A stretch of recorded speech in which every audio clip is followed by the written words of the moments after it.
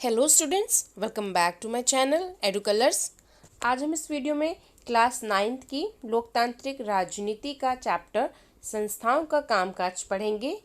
Worksheet 41 चल रही है और ये वर्कशीट बेटा 8 तारीख को आपको मिलेगी। हमने संस्थाओं का कामकाज में जो हमारी संस्थाएं हैं विधायिका, कार्यपालिका और न्यायपालिका के बारे में थोड़ा थोड़ा पढ़ा था। फिर हमने विधायिका में लोकसभा एवं राज्यसभा में अंतर पढ़ा था। अब इस वीडियो में हम इस वर्कशीट में राजनीतिक कार्यपालिका के बारे में पढ़ेंगे। तो चलिए वीडियो शुरू करते हैं बच्चों। उससे पहले कृपया मेरे चैनल को सब्सक्राइब कर दें और साथ में लगे बेल आइकन को भी प्रेस कर दें। तो चलिए ये वीडियो शुरू करते हैं, जिसमें आज हम पढ़ेंगे राजनीतिक कार्यपालिका। राजनीतिक कार्यपालिका की परिभाषा देख लेते हैं। देश में संसद द्वारा पारित विधेयक या कानून को अमली जामा लागू यानी पहनाने के लिए कार्यपालिका की जरूरत होती है। अतः सरकार की नीतियों को कार्य रूप देने वाली संस्था को कार्यपालिका कहा जाता है। हमने अपनी पिछली वीडियो में बताया था कि जो संसद है वो कानून बनाने का काम करती है, ठीक है। लोकसभा राज्यसभा जो है वो संसद जो कानून पारित होता है उसको विधेयक बनाती है, कानून बनाती है। लेकिन उस कानून को लोगों तक पहुंचाना और उसको ठीक तरीके से लागू करने का जो काम है वो राजनीतिक कार्यपालिका का काम है।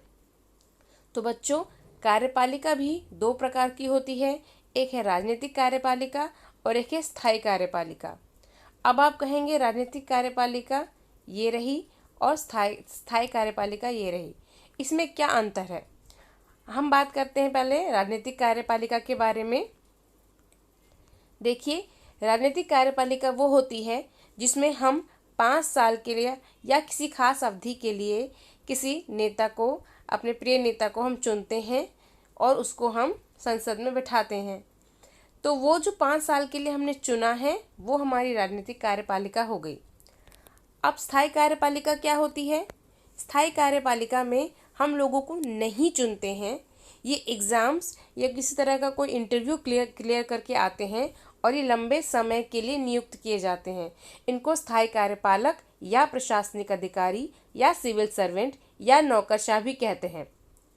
सरल शब्दों में आपको मैं बोलती हूँ, जो आप आईएएस अफसर सुनते हैं, आईपीएस अफसर सुनते हैं, ये सारे के सारे हमारी स्थायी कार्यपालिका में आते हैं और ये कोई एग्ज़ाम या कोई परीक्षा पास करके आते हैं और एक समय अवधि के लिए यानी कि 60-62 या उससे भी आगे तक ये टिकते हैं, काम करते हैं। इनका काम 5 साल का नहीं होता। जैसे कि मैंने बताया, राजनीतिक कार्यपालिका में जो नेता जो हैं वो चुन के आते हैं वो 5 साल के लिए होते हैं या किसी खास अवधि के लिए होते हैं। लेकिन स्थायी कार्यपालिका में इस तरह की अवधि नहीं होती है। ये अपना पूरा कार्यकाल करके ही फिर अपने रिटायरमेंट देते हैं। तो जितने भी हमारे नौकरशाह हैं, आईएएस अफसर हैं, इनको हम अपनी स्थायी कार्यपालिका बोलते हैं, जो रोज़मर्रा के प्रशासनिक काम करती हैं। अब हम बात करते हैं प्रधानमंत्री और मंत्रिपरिषद के बारे में। देखिए, जिसकी सरकार है या जिसको लोकसभा में बहुमत हासिल हुआ है, तो उस बहुमत वाली सरकार का एक प्रमुख प्रभावशाली व्यक्ति बनता है प्रधानमंत्री। देश में प्रधानमंत्री सबसे महत्वपूर्ण राजनीतिक संस्था है, यानी कि इसके बिना कोई भी काम नहीं होता। राष्ट्रपति लोकसभा में बहुमत प्राप्त करने वाली पार्टी या गठबंधन वाली पार्टी के नेता को ही प्रधानमंत्री नियुक्त करता है, यानी कि जिसको बहुमत मिला है, ठीक है, संसद में, या फिर गठबंधन करने के बाद आपसी सहमति से जो सबसे अच्छा प्रभावशाली व्यक्ति होगा उसको प्रधानमंत्री नियुक्त कर दिया जाता है। और प्रधानमंत्री की सलाह पर अन्य मंत्रियों की नियुक्ति भी की जाती है, ठीक है, बशर्ते वे संसद के सदस्य हों।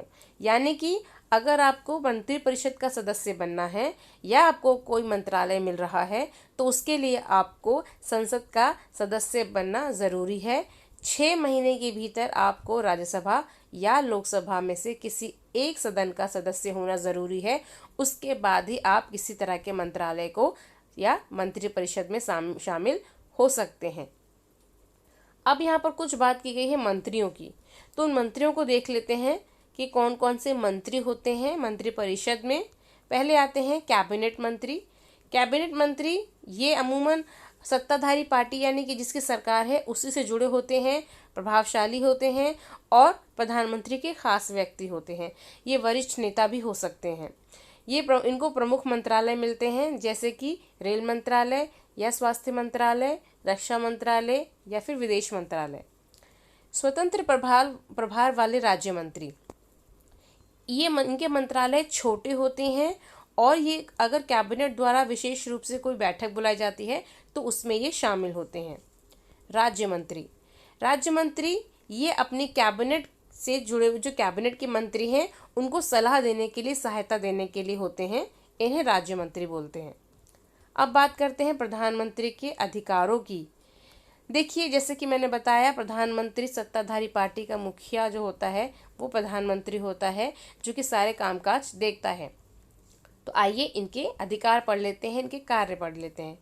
सरकार के प्रमुख के नाते प्रधानमंत्री के अधिकार बहुत ज़्यादा हैं, जैसे कि कैबिनेट की बैठकों की अध्यक्षता करना, यानी कि जितनी भी कैबिनेट में मीटिंग्स हो रही हैं उनको लीडरशिप से उनकी अध्यक्षता करना, विभिन्न विभागों के कार्यों में एक मेलजोल बनाना, विभिन्न विभागों के आपसी विवादों को निर्णायक रूप से सुलझाना, विभिन्न विभागों के कामों पर निगरानी रखना, सभी मंत्रालयों को काम बांटना। कैबिनेट के भीतर सभी प्रभावशाली व्यक्ति प्रधानमंत्री होता है। जब प्रधानमंत्री अपना पद छोड़ता है तो पूरा मंत्रिमंडल इस्तीफा दे देता है।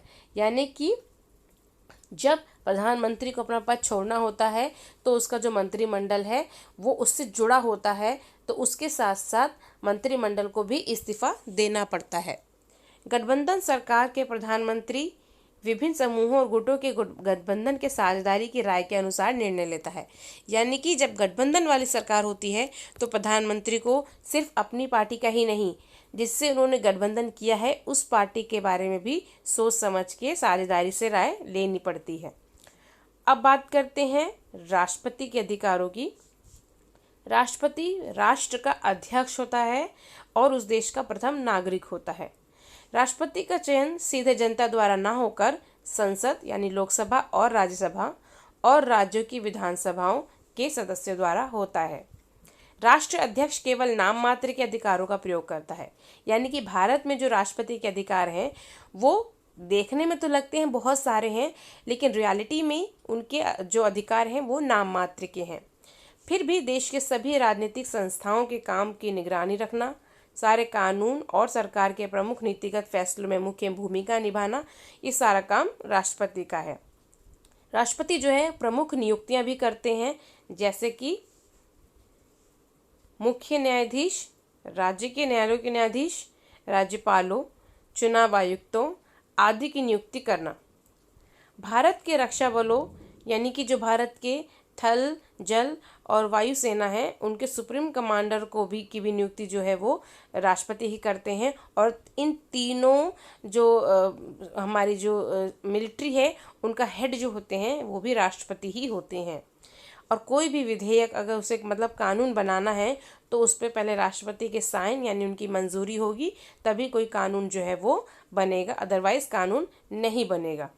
तो यहाँ पर ये हमने व्याख्याएं कर ली हैं। अब चलते हैं प्रश्नों की ओर। तो पहला प्रश्न है कार्यपालिका किसे कहते हैं? तो उसका उत्तर होगा बच्चों ये कि कार्यपालिका सरकार की इच्छा या विधायिका के कानूनों को अमली जामा पहनाने वाला अंग है। साधारण अर्थ में कानूनों का क्रियान्वयन करने वाली संस्था कार्यपालिका कहलाती है। दूसरा प्रश्न है राजनीतिक कार्यपालिका और स्थायी कार्यपालिका में क्या अंतर है? तो सरकार के प्रधान और उनके मंत्रियों को राजनीतिक कार्यपालिका कहते हैं और वे सरकार की सभी नीतियों के लिए उत्तरदायी होते हैं। लेकिन जो लोग लंबे समय तक के लिए नियुक्त किए जाते हैं और जो रोज के प्रशासन के लिए उत्तरदायी होते हैं उन्हें स्थायी कार्यपालिका कहते हैं। तो यहाँ से आप ये आंसर उतार लीजिएगा। अगला प्रश्न है हमारे देश में प्रधानमंत्री को कौन कौन से अधिकार प्राप्त हैं? तो पहला, वह मंत्रियों को चुनता है, इस प्रकार मंत्री परिषद का निर्माण करता है। वह मंत्रियों के बीच कार्यों का बंटवारा भी करता है। वह मंत्री परिषद की बैठकों में सभापति का पद ग्रहण करता है। वह विभिन्न विभागों के मतभेद को सुलझाता है और राष्ट्र की नीति निर्धारण करता है। ठीक है, ये तो प्रधानमंत्री के अधिकार हो गए। अब अगला क्वेश्चन, देश में राष्ट्रपति पद के महत्व की भूमिका लिखिए। पहला पॉइंट, भारत का राष्ट्रपति देश का संवैधानिक मुखिया होता है। दूसरा, देश की जल, थल एवं वायु सेना का सर्वोच्च सेनापति कौन होता है? राष्ट्रपति। तीसरा पॉइंट, राष्ट्रपति की स्वीकृति के बिना कोई भी विधेयक, कानून नहीं बन सकता है। ठीक है बच्चों, तो यहाँ पर ये चारों क्वेश्चन के आंसर मैंने आपको रिटर्न में बता दिए हैं। यहाँ पर ये वीडियो कंप्लीट होता है बच्चों। अगर आपको मेरा वीडियो अच्छा लगता है तो कृपया इसे लाइक करें, शेयर करें, अपने दोस्तों तक पहुँचाएँ और मेरे चैनल को सब्सक्राइब करना ना भूलें। Thanks for watching.